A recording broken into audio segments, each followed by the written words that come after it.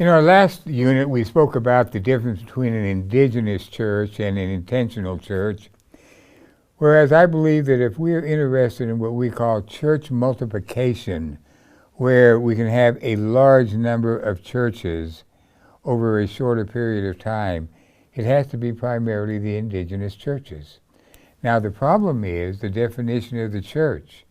If you have a definition of a church that means a full-time paid pastor, a certain number of people, a building in which you want to meet, then an indigenous church will not meet that need. But it depends entirely on what is going to be the definition of church. Now, I want to give you an example, and I believe it's the best example that I've come across of what I mean by an indigenous church.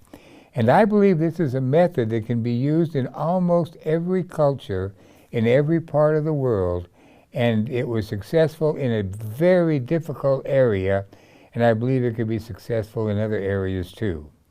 I lived in Belgium for a number of years, and in Europe it was well known that there were two countries that it was the most difficult countries for missionaries to work in.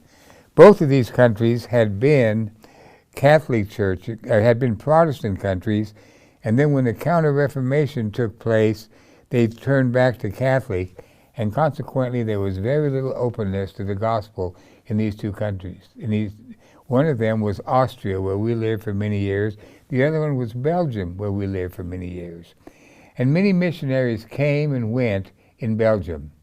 But there was one missionary that came from Canada, and he went up into the northeast part of Belgium, where there were practically no churches, and he said, I want to start churches. And let me tell you how he did this and what he did.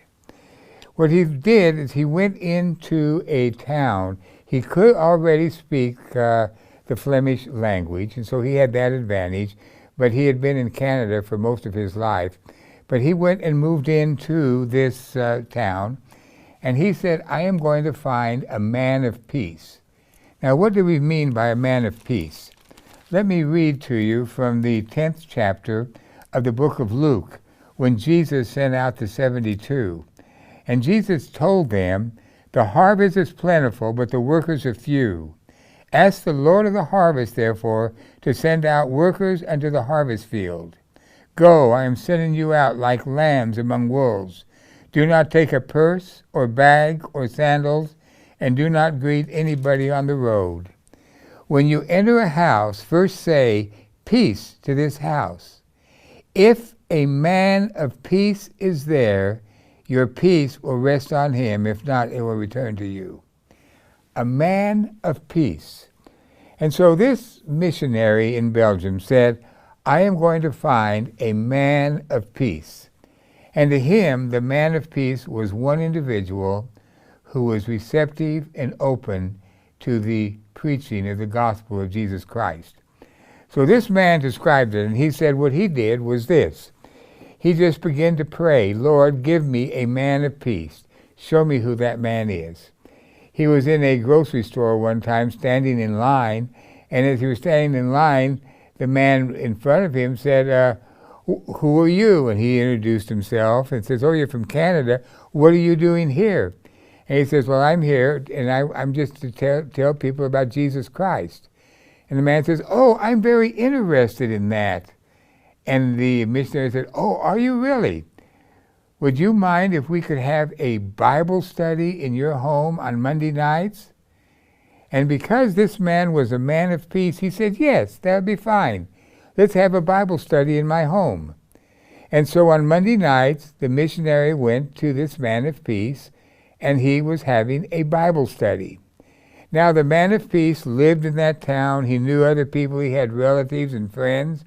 And so he invited other friends and relatives to come to the Bible study that was held in his house on Monday night. And so every Monday night, the missionary would go to his house and would hold a Bible study. Then what happened was on one of the nights, the man had a relative from the next town over. And this relative came over, and He was in part of the Bible study. He says, boy, this has been very interesting. So the missionary said to him, now, sir, do you think it would be possible to hold a Bible study like this one in your home? And he said, yes. Why? Because he was another man of peace. So what this missionary did then is he held a second Bible study. And this was held in the other town on Tuesday nights. So the missionary was holding 2 Bible studies. The Bible study on Monday continued to grow, not rapidly, but to grow. And then the one on Tuesday began to grow. Now the missionary, when he went to the one on Tuesday, the missionary preached the one on Monday, and he took this man of peace with him on Tuesday.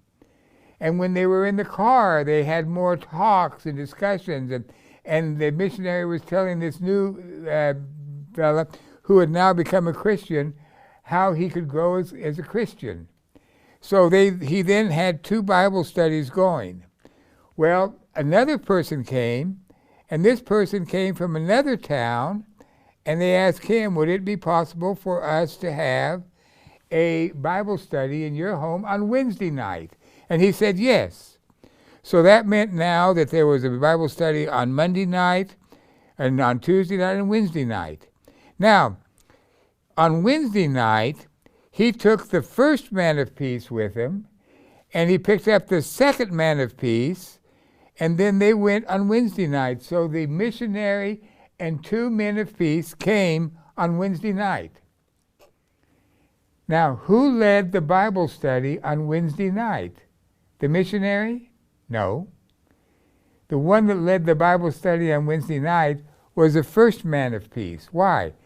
He'd already heard it twice. And because he had heard it twice, he was there to give it. Now, the missionary was there to help him, but that one gave it.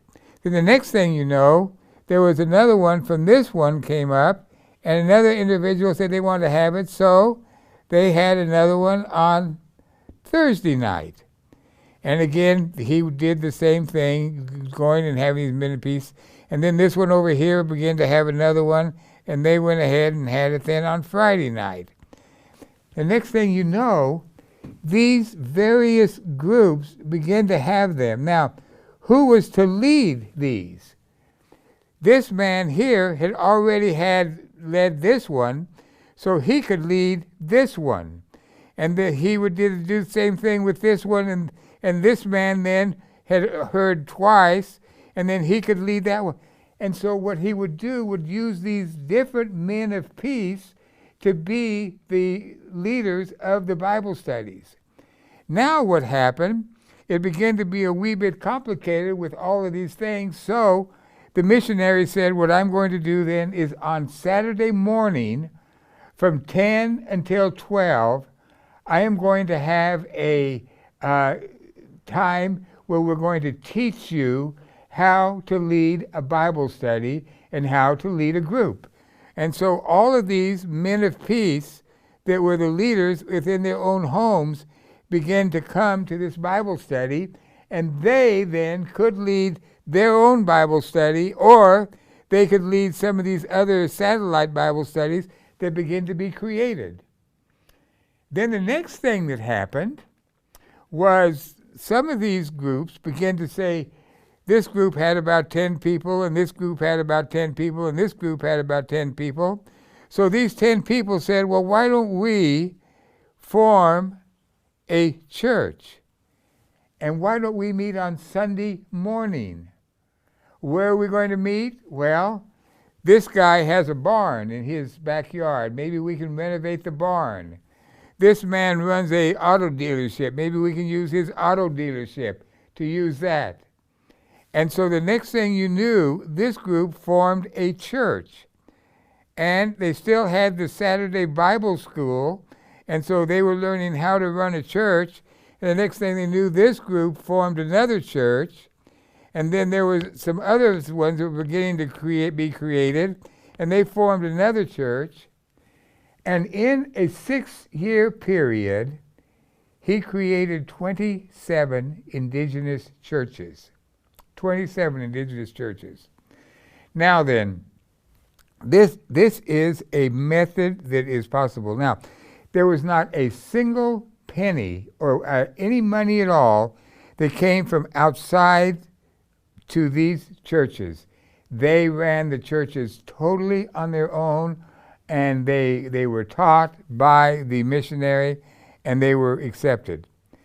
Now, part of the problem is that other churches came along and said, well, that's not a church because you don't have a full-time paid pastor or a seminary-trained pastor. That's all right. These people became the pastor, and they began to earn their position. Now, in religion, we're aware that there are two types of leaders. One of these types of leaders is called a priest. A priest. And a priest is an individual who has grown up in a priestly family, or he has grown up and wanted to go to school and become a priest.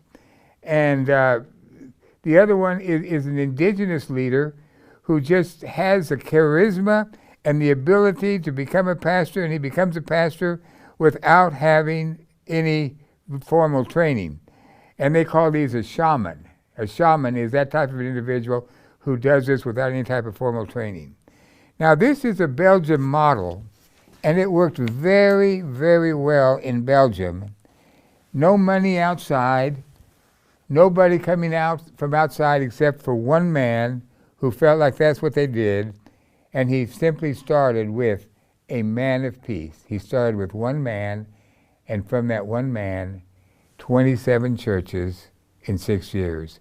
This is a model that can be duplicated and used in most of the parts of the world today.